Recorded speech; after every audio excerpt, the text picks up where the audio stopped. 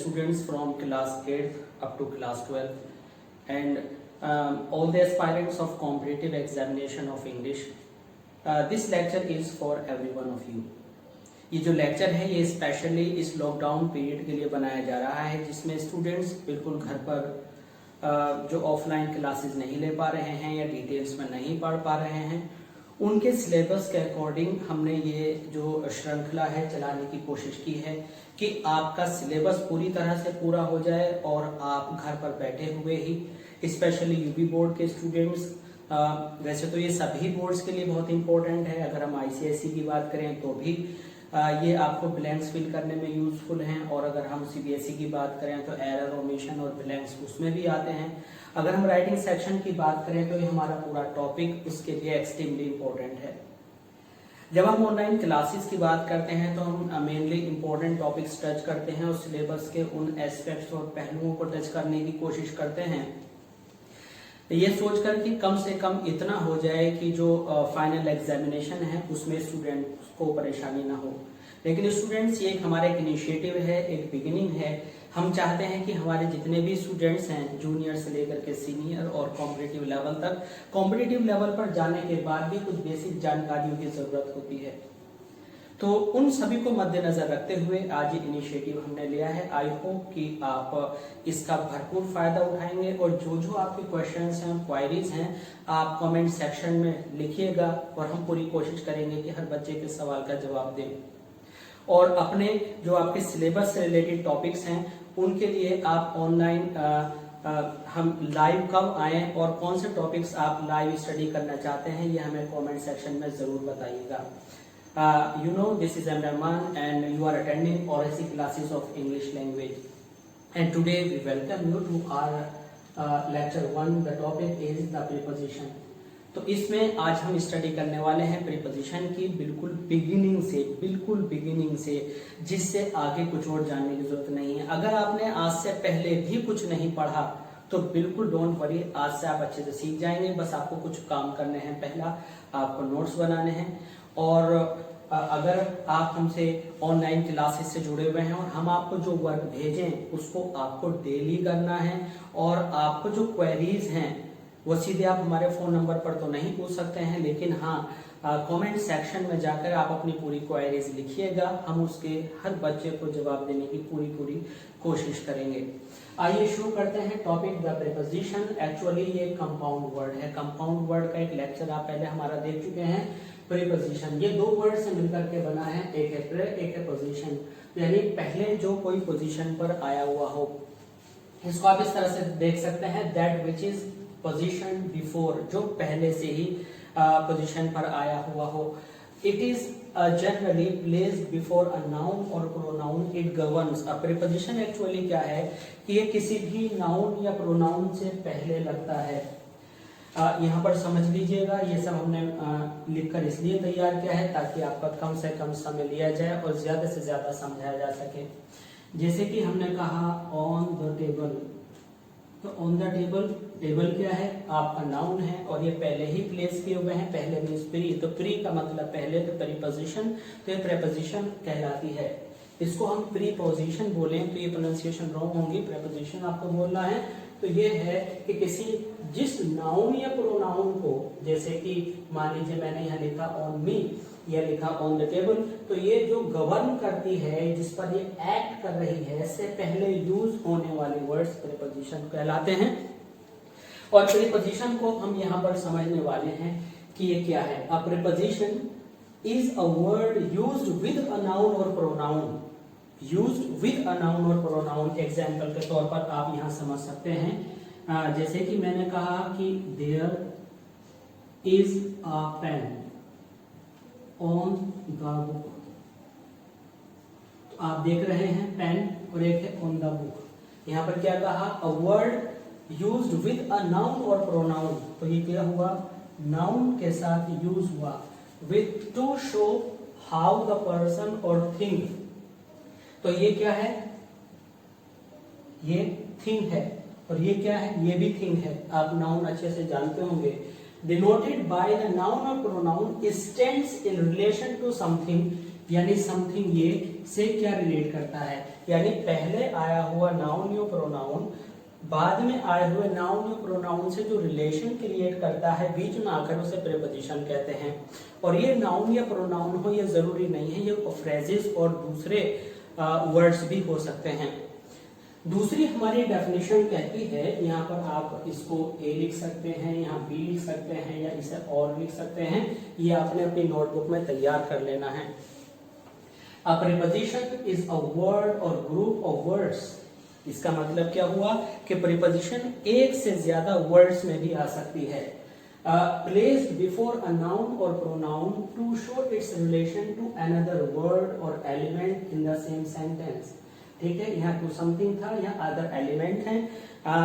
जो भी वर्ड्स के अंदर आने वाले जो आपके फ्रेजेस हैं, वर्ड्स हैं, नाउन हैं, प्रोनाउन हैं, से क्या रिलेशन क्रिएट करती है किसी नाउन या प्रोनाउन के बाद आकर, तो उसको हम क्या कहते हैं, प्रीपोजिशन कहते हैं।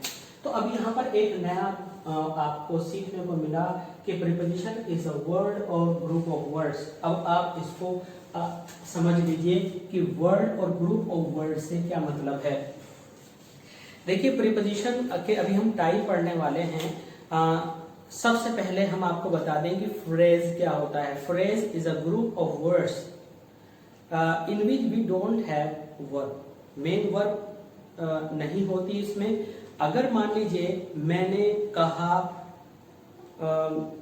स्नेक, तो स्नेक क्या है, एक वर्ड है, ठीक है।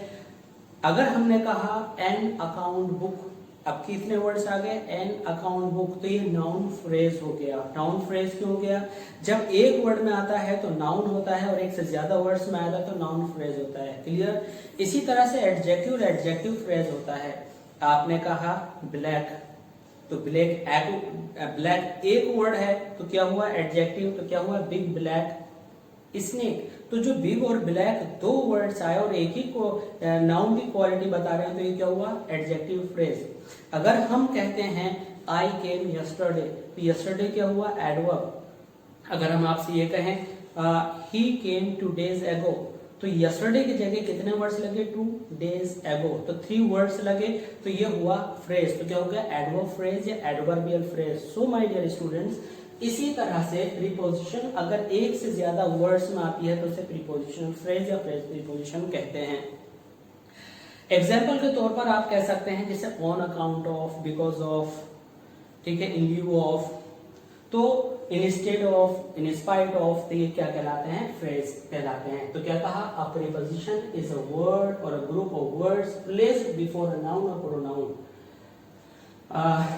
जैसे कि हम कहें I can sacrifice my life for the sake of the country, अब यहां पर पहला नाउन क्या हुआ, माई लाइफ।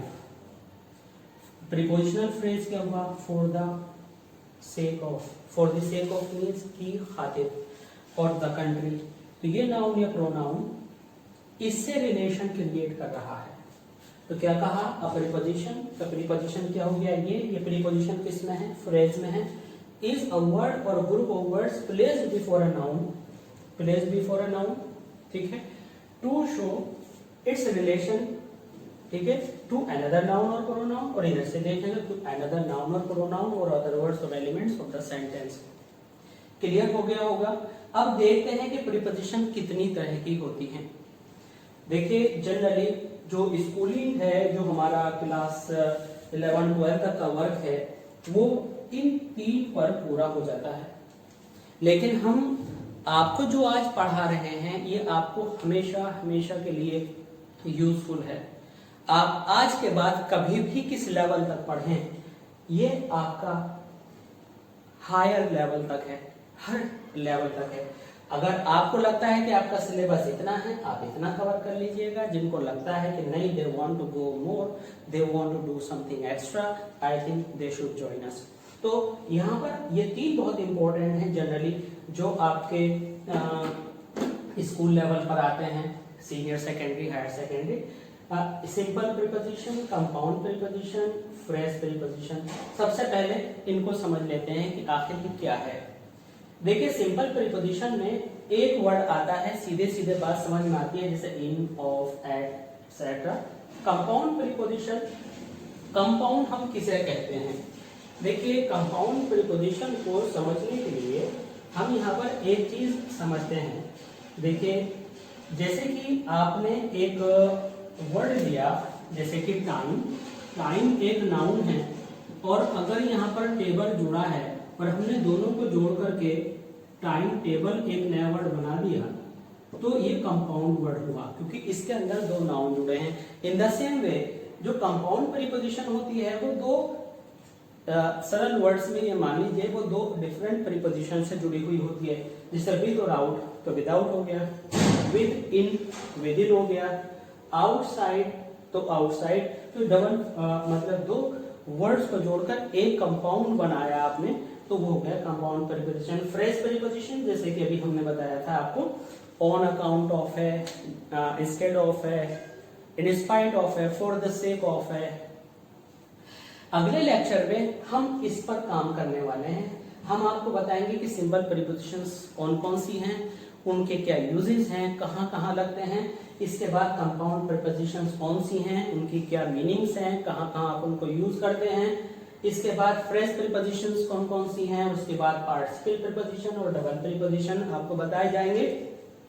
इस कोर्स को पढ़ने के लिए आपको पार्टिसिपेंट्स वगैरह पढ़ाने पड़ेंगे, पहले 3 हैं, लेकिन हमारे अगर आप प्ले लिस्ट में जाकर के देखें, जब हम प्रीपोजिशन की ये वीडियो आपको सेंड कर रहे होंगे, तो हम डिस्क्रिप्शन बॉक्स में पार्टिसिपेंट्स को उसका जो लिंक है वो डाल देंगे, आप वहां जाकर पार्टिसिपेंट समझ सकते हैं। बट बेहतर यह होगा कि अगर आप जूनियर क्लास के स्टूडेंट्स हैं या 9 या 10 के स्टूडेंट्स हैं, तो केवल आप इसी पर फोकस करें।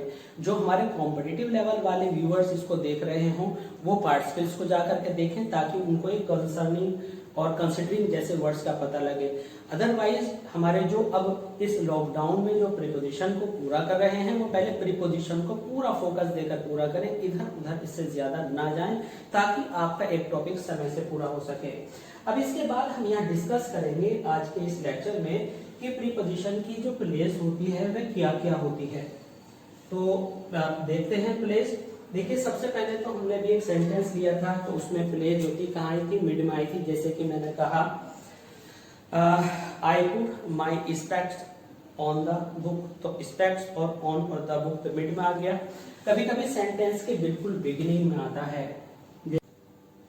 इन which box do you keep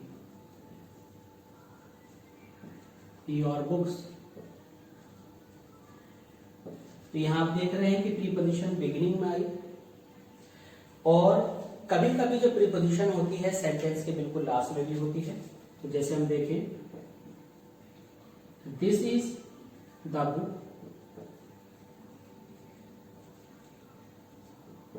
that I am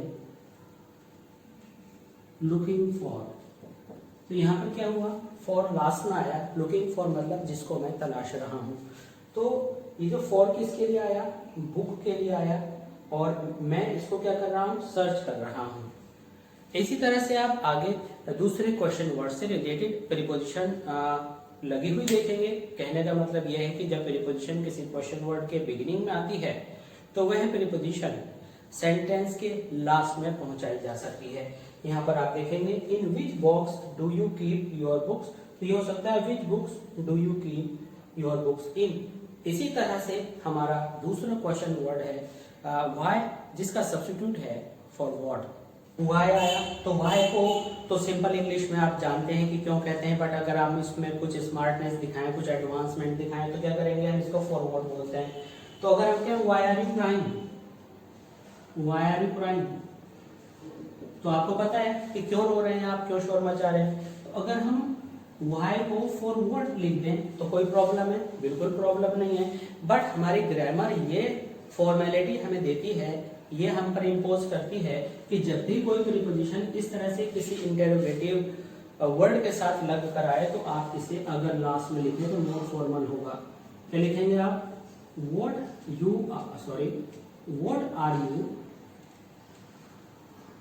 are you crying for? तो ये जो प्रीपोजिशन शुरू में आती है इसे आप हमेशा लास्ट में लिखा करें। तो हमने देखा कि प्रीपोजिशंस कहाँ आती हैं? प्रीपोजिशंस सेंटेंस के बिल्कुल बिगिनिंग में, अकॉर्डिंग टू रिक्वायरमेंट, मिड में और लास्ट में आ सकती हैं। तो प्रीपोजिशन के प्लेसेस हैं। आगे आने वाले लेक्चर में आप क्या सीखेंगे और इस पर हम आपको एक्सरसाइज भी भेजेंगे। और एक्सरसाइज जो लोग एक्स्ट्रा क्लासेस से सीधे टच नहीं हैं, यूट्यूब पर हैं, वो इनकी एक्सरसाइजेज जो है हमारे जो इंस्टाग्राम का लिंक उसमें डाला गया है वहां से ले सकते हैं, और टेलीग्राम से इन एक्सरसाइजेस की प्रैक्टिस के लिए आप वहां से ये सारा स्टफ उठा सकते हैं। तो यहाँ पर ये आपने प्लेस सीख लिया, ठीक है। हम आगे सिखाएंगे आपको कि सिंपल प्रीपोजिशंस के क्या यूज हैं, कैसे ब्लैंक्स में फिल करते हैं, बोर्ड के अकॉर्डिंग क्या होता है, कॉम्पिटिटिव लेवल पर किस तरह के ऑप्शंस आते हैं, फिर कंपाउंड प्रीपोजिशंस को बताएंगे, फिर उनमें डिफरेंसेस बताएंगे। तो ये चैप्टर आपका आगे जारी रहेगा, और जब हम नया चैप्टर डालेंगे तो पिछले को हम आई बटन में और अपनी वीडियो के लास्ट में हम इनको आपको, ताकि आप इजीली देख सकें, डाल देंगे। आई होप कि आप एंड स्क्रीन पर जितने भी जो वीडियोस आएंगे उस पर ध्यान देंगे, और याद रखिएगा कि जो भी कोई आपकी क्वेरीज हैं वो आप कमेंट सेक्शन में पूछ सकते हैं। ये हमारा प्रीपोजिशन का चैप्टर पूरा चलेगा, और 9 से लेकर के 12 तक का जो लिटरेचर है उसको भी हम चैप्टर को 1 बाय 1 आपको टीच करते रहेंगे, और उसमें एक्सप्लेनेशन, फिगर ऑफ स्पीच और आपका पोएटिक डिवाइसेस और टेक्सचुअल क्वेश्चंस और बोर्ड से related questions, difficult word meanings, सब आपके लिए हम लगातार काम कर रहे हैं। Thanks for your trust, thanks for watching और ऐसी classes of English language. Please keep on watching us and thanks for being with us. अगर आपको लेक्चर पसंद आया तो please like, subscribe and share जरूर कीजिएगा, और जुड़े रहिए हमसे। Thanks for being with us. Thanks.